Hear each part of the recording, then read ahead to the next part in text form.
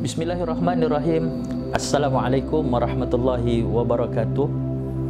Apa kabar anda semua di luar sana? Bagaimana keadaan puasa dan kualiti puasa kita setakat ini? Mudah-mudahan Allah Subhanahu wa taala menerima segala amal ibadah yang kita lakukan. Baik. Pada satu pagi, baginda Nabi sallallahu alaihi wasallam berjalan menuju ke atas mimbar. Dalam perjalanan lalu terdengarlah oleh para sahabat Nabi sallallahu alaihi wasallam menyebutkan kalimah amin sebanyak 3 kali. Amin, amin, amin.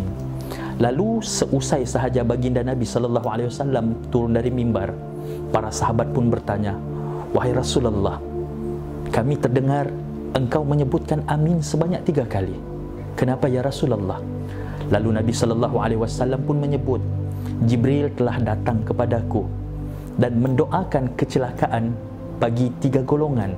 Lalu aku aminkan, ya Rasulullah, siapa dia 3 golongan yang didoakan kecelakaan oleh Jibril itu, lalu engkau aminkan pula?"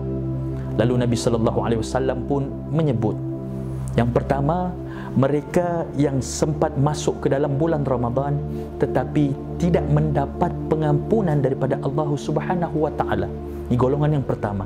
Golongan yang kedua, kata Nabi sallallahu alaihi wasallam, mereka yang sempat hidup dengan kedua orang tua mereka tapi mereka tidak dapat melakukan kebaikan, tidak dapat berbakti kepada kedua orang tua mereka.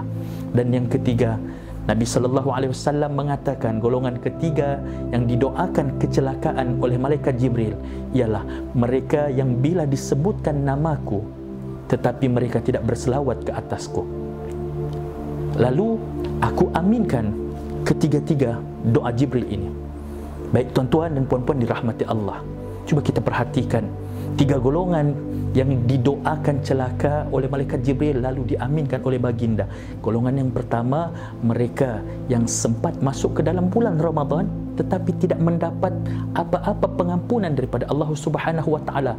Ini orang yang rugi, bukan setakat rugi tapi celaka. Kenapa? Diberikan satu ruang, diberikan satu destinasi, diberikan satu kesempatan untuk dia menghapuskan dosa-dosanya yang dia lakukan sepanjang tahun. Datang bulan Ramadan, dia tidak mendapat pengampunan Allah kerana tidak ada kesungguhannya menjalankan ibadah dalam bulan Ramadan ataupun dia masih melakukan maksiat di dalam bulan Ramadan. Itu golongan yang pertama. Golongan yang kedua, kata Nabi sallallahu alaihi wasallam, mereka yang dapat ataupun sempat hidup dengan kedua orang tuanya tetapi mereka tidak dapat melakukan kebaikan, tidak dapat memberikan sumbangan kepada kedua orang tuanya dan tidak dapat membuat jasa kepada kedua orang tuanya. Alangkah ruginya manusia yang begini. Dan yang ketiga, orang yang bila disebutkan nama baginda Nabi sallallahu alaihi wasallam tetapi dia tidak berselawat ke atas baginda Nabi sallallahu alaihi wasallam. Bukankah Allah Subhanahu wa taala sendiri berfirman, "Innallaha wa malaikatahu yusholluna 'alan nabi ya ayyuhalladzina amanu shallu 'alaihi wa sallimu taslima." Sesungguhnya Allah dan para malaikatnya berselawat ke atas Nabi. Wahai orang-orang yang beriman, ucapkanlah selawat dan salam penghormatan kepada Nabi sallallahu alaihi wasallam. Jelas kepada kita di sini 3 golongan yang rugi ini tidak mendapat pembelaan dari Rasulullah sallallahu alaihi wasallam sebab Nabi sendiri mengaminkan doa daripada malaikat Jibril itu.